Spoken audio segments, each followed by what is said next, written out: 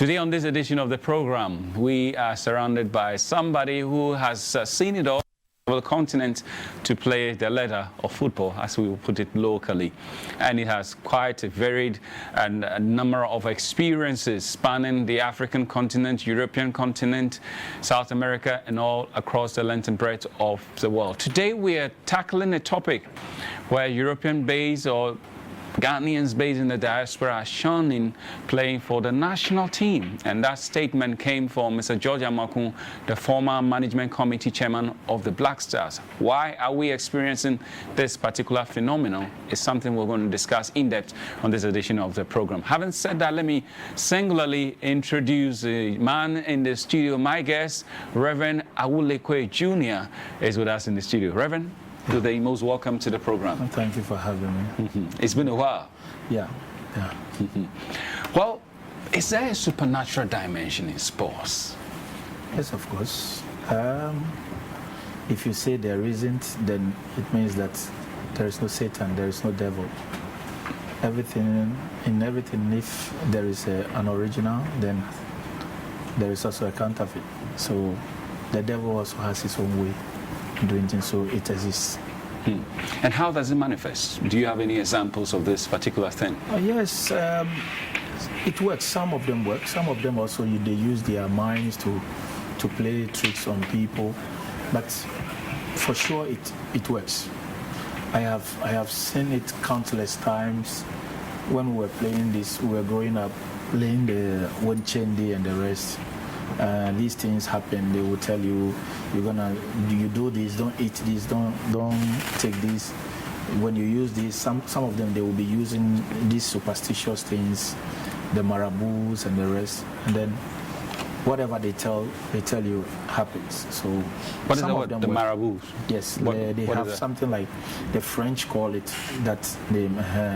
It is like these things that they have to kiss, that it's superstitious. These are the things that they use, and then the talismans and the rest, they use it to enhance they think it will enhance their quality on the field. You play for the famous Ken Harrison babies. Ken Harrison babies, yes. I mean, I've looked at some of the photos in the past with the powder all over the face, and you believe in quite a number of things. Did it work for you too? Did you use it in the past? There were things, because you were young, there were things being done on you couldn't say no. So I've said it time and time again that my dad, I have to go back to him and tell him, these are the things these people and want your dad was a 1978 captain for Ghana. Okay. He's been in the game all his lifetime, so I have to seek advice from him. Ask him, these people wanted me to smear things on my body before the game. What do you think? He said, no, just pray to God. These things, they don't have effects. I don't swallow anything in, neither do you allow them to use blade to mark your body. These things will stay there for long, and then it will remind you of these evil things. But as long as you want to get into the African game, whatever they tell you, you have to do it. I quite remember when I was in Accra, Suffolk, they gave me, I was coming from Europe, and they gave me a cube sugar. Go and dip it at the corner of the corner flag area. And I told them, I'm coming from Europe. I have not stayed quite some time in Ghana. So we don't do these things in Europe. So then these big men wanted to fight me. So John Satugu told them, the guy said he won't do it. Allow him to be. And that's all. And on that day, I didn't do it and I scored. Imagine I've done it and I scored, they would have said it's a cube. The cube. It's just a sugar cube. Okay. Something which was supposed to be eaten has to be buried somewhere before a game. What if you would have scored more if you are taking the cue, I don't want to give credit to anybody apart from God. I was given the talent. Were you always like this? Yes. From where I grew up, even though there are people, I grew up at Kolegono, and then we have an adage, Kolomomo. It means that it's not the animal that will catch you, but human being will catch you. Where witches, So we have these superstitious beliefs, and then some of us No, let me tell you, the thing is inbuilt.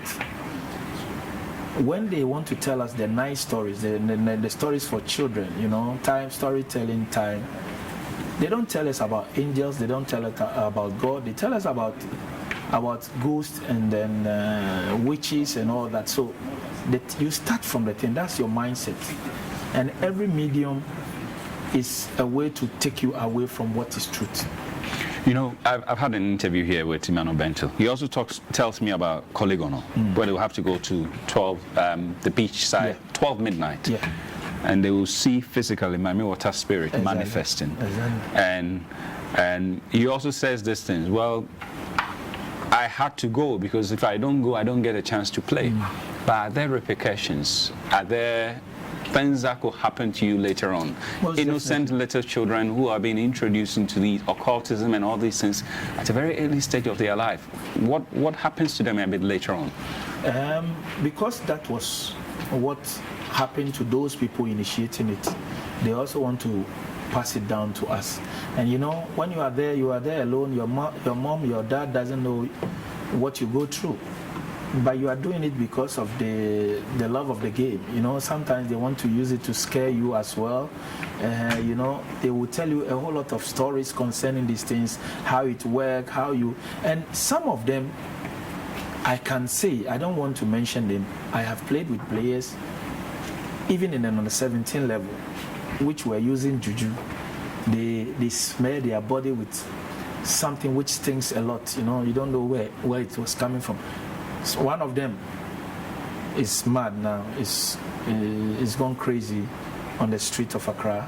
Some of them, they stop at early ages. That is because they indulge so much in these things. And this is what causes the repercussions you are talking about. This is what causes it. Some of the things, you know. And all these things affect the boys. Because if he started like this, any small problem he gets, he has to tend to.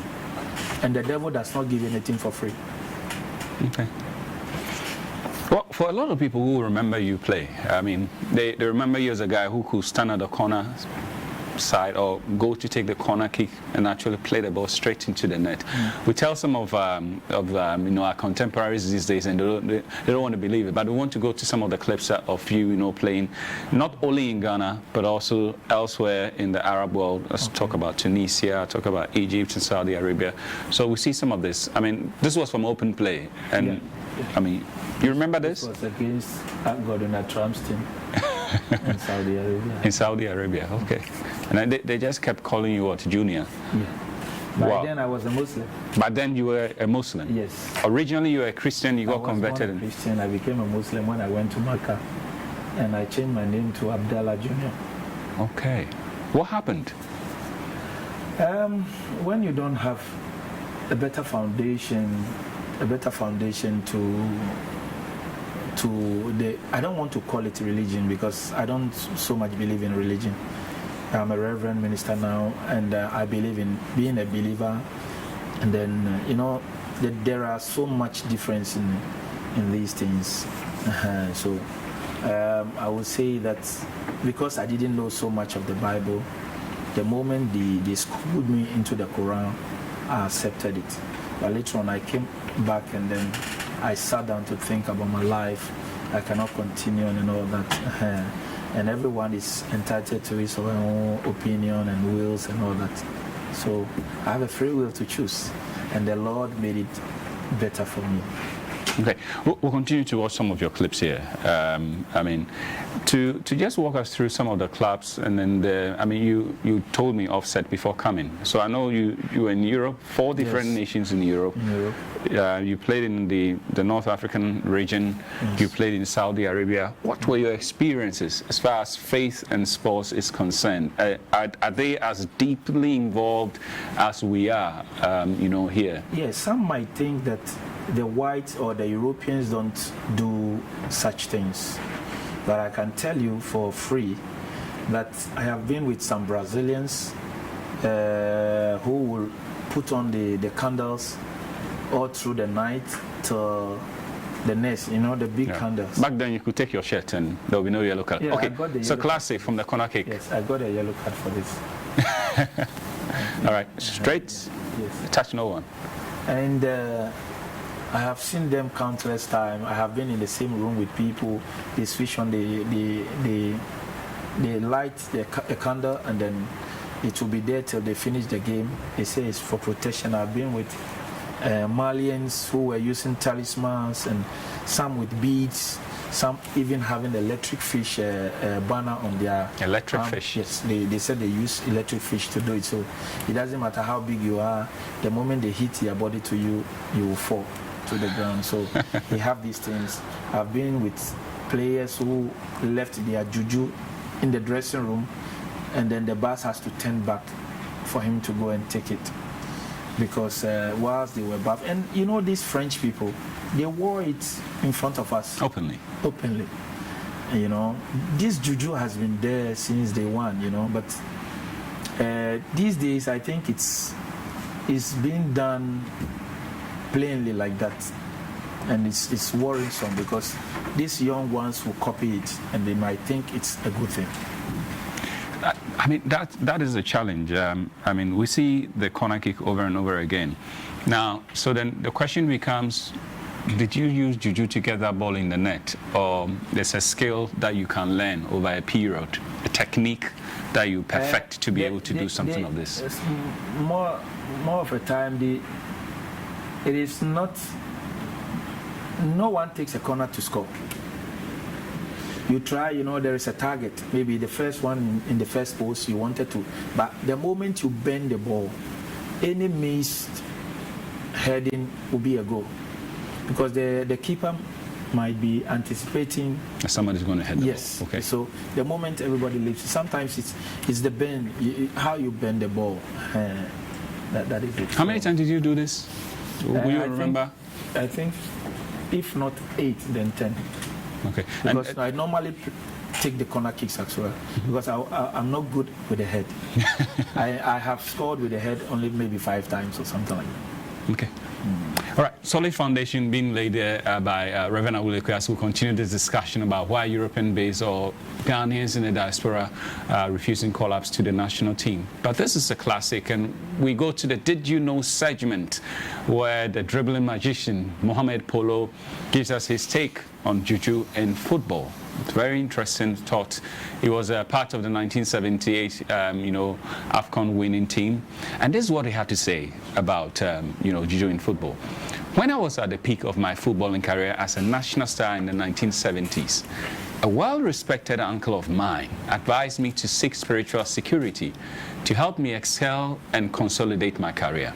As a devout Muslim, I objected to it, but he prevailed upon me, and as a sign of respect, I hesitantly obliged. Because I had no faith in such things, the talisman given to me by a malam, or a marabu, as you were saying, adversely affected my performance. Anytime I put the charm into my holes, I got injured. And when I threw it away, I started exhibiting my soccer skills and dribbling wizardly. Do you relate to what he said here in any way? And we picked this from Reverend Francis Boche's book. True. I quite remember I was in Tunisia, and I played for Sfax. But our coach was Otto Pfister, the legendary Otto Pfister. Oh, he was at Sfax. Yes. Okay.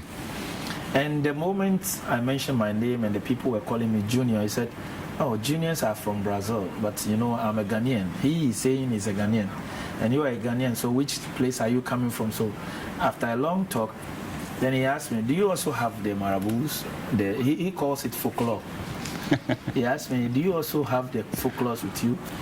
I have coached some Ghanaian players with these things, but I believe their qualities are playing, but they still believe there is something supernatural behind what they do.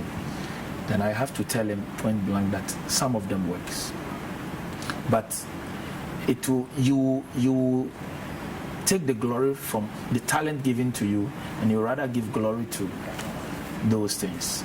Because I have never seen a juju man's son without a talent playing football.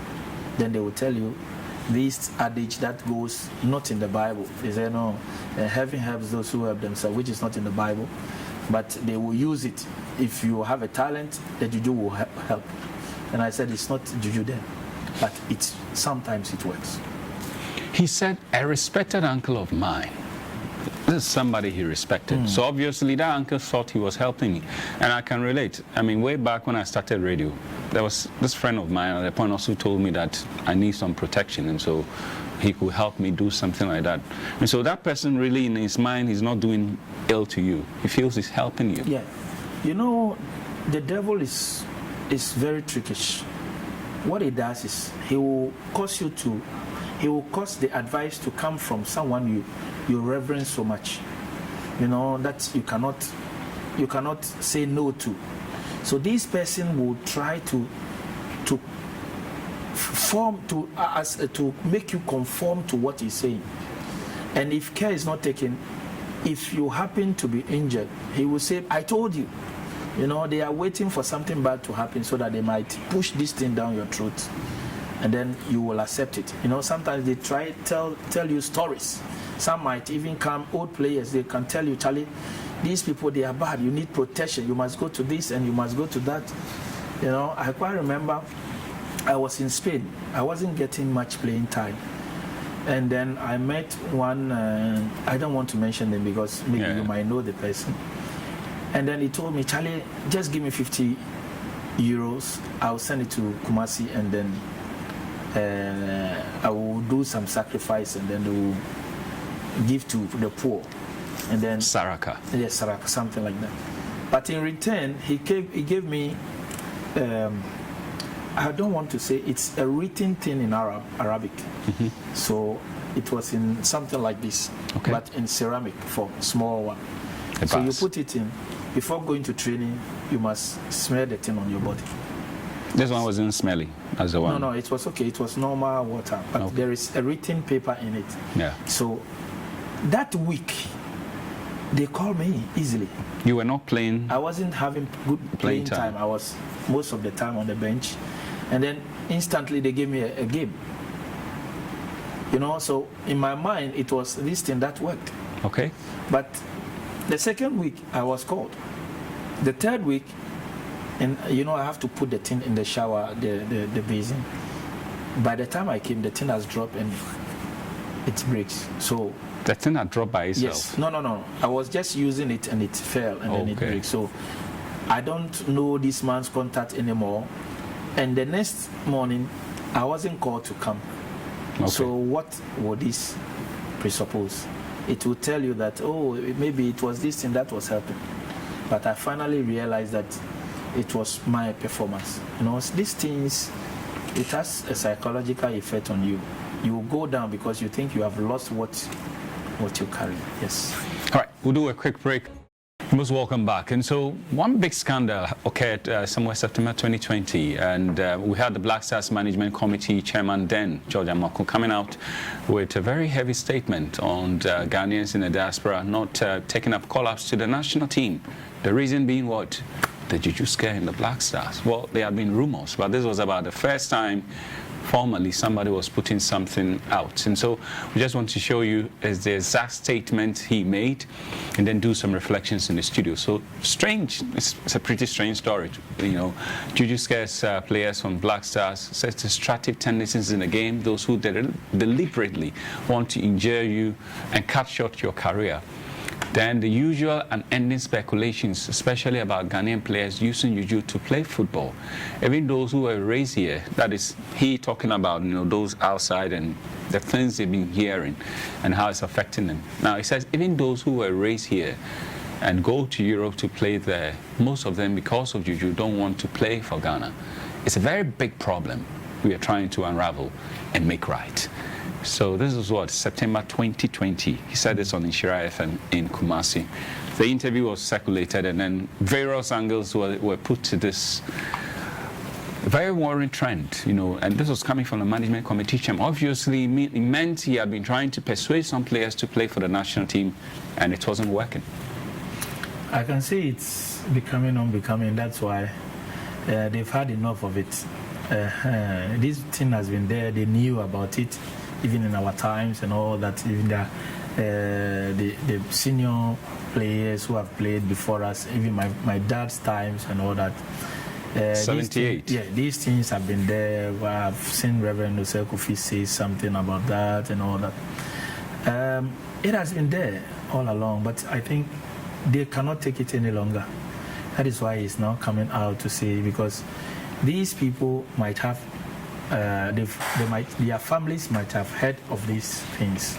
So they might be calling them, don't come and play for Ghana, because if you come, there is juju in camp and all these things they will use. Some of them are even complaining that immediately they enter, they get injured, and then they lose their places in their various clubs and all that.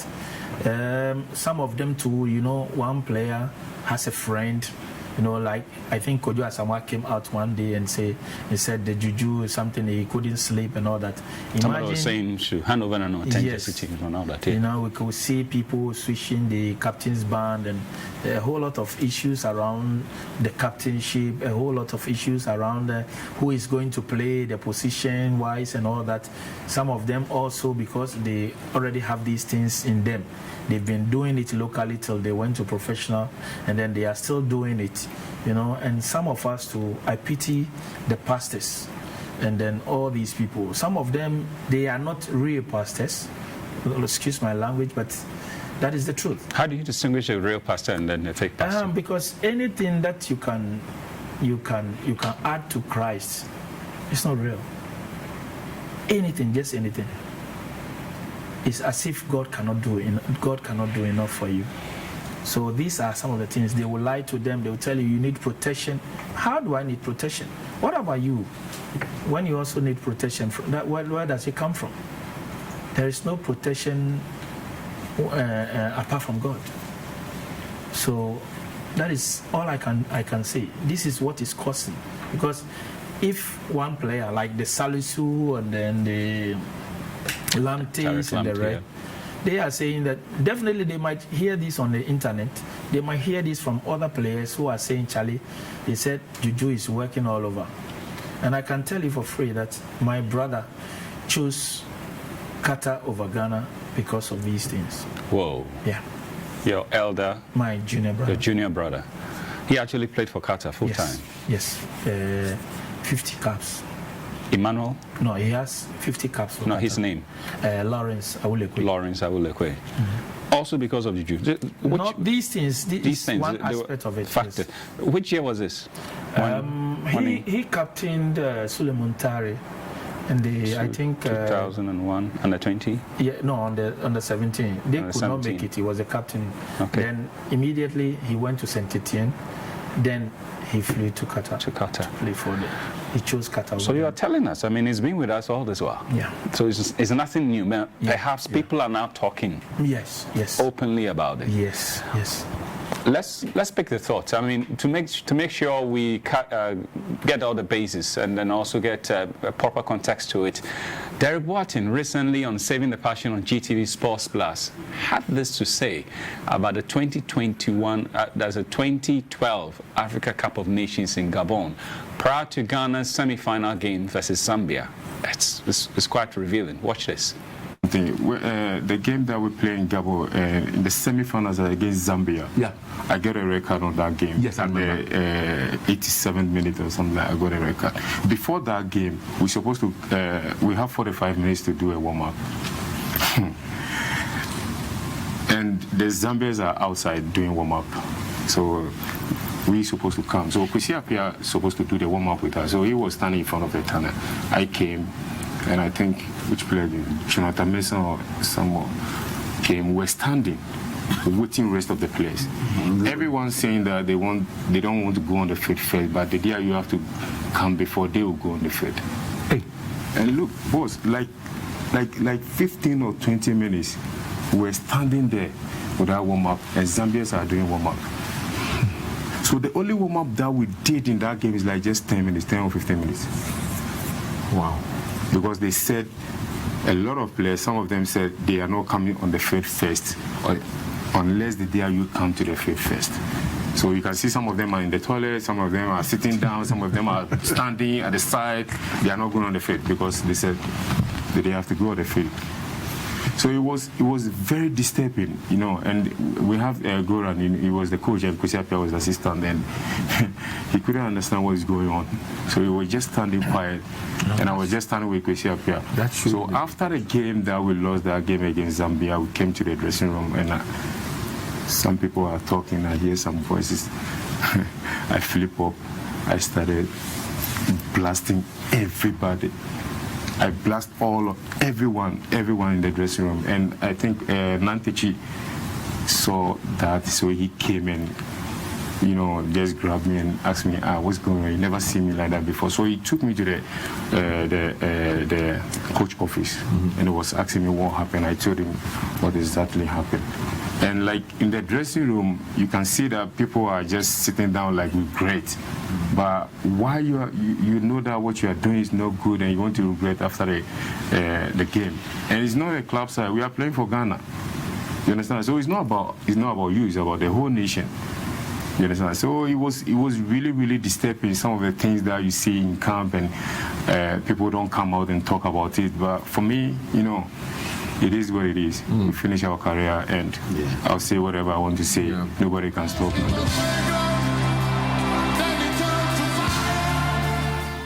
Well, it's not about any individual, it's about a nation.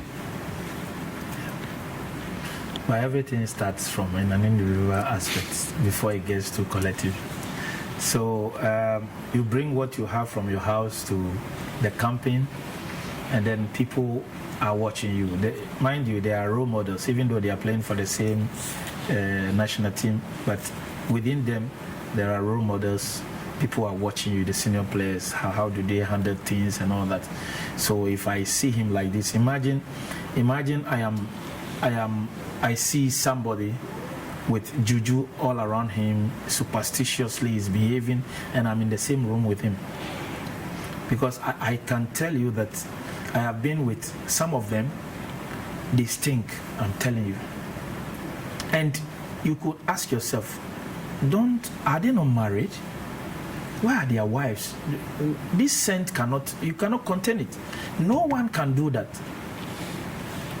You understand? So these things are so worrisome. I'm telling you, very, very, very absurd for us to be doing these things. You know, sometimes you see them now, they are not even shy of it. It is being done openly, and it's not right. What messages are we sending? You know, footballers, we are role models. The young ones are coming, people are idolize us and all that. So it is not right. And then measures must be taken. What kind of measures? As a Reverend Minister, I can tell you Romans 12:2. Be not conformed to this world, but be transformed by the renewal of the mind. So it is renewal of mind. You know, faith comes by hearing, and hearing the word of God. So it means that just like the devil has slotted his hard drive into your computer, that contaminates it, so also God's word must be slotted in, so that they change the whole software, so that people might understand that even though there is juju, but juju don't play football. You have been given a talent. Use the talent wisely. Train well, be disciplined, and then God willing, things will work out. But don't finish your career and you cannot sleep. I know people who cannot sleep after finishing their career because the juju is hunting them. Yeah. I mean, this juju business it goes beyond sports to the larger society, exactly. And we all need to take it seriously. There are repercussions for all the actions that we take, and we're going to account for it one day. I say life is a test, it's a trust, it's very temporal. So you seek your maker while you have your breath. Give your life to Christ. I want to thank you again, Reverend Awuley Quaye Jr., for making time to come through the studio on Heart and Soul. Watch out for the next edition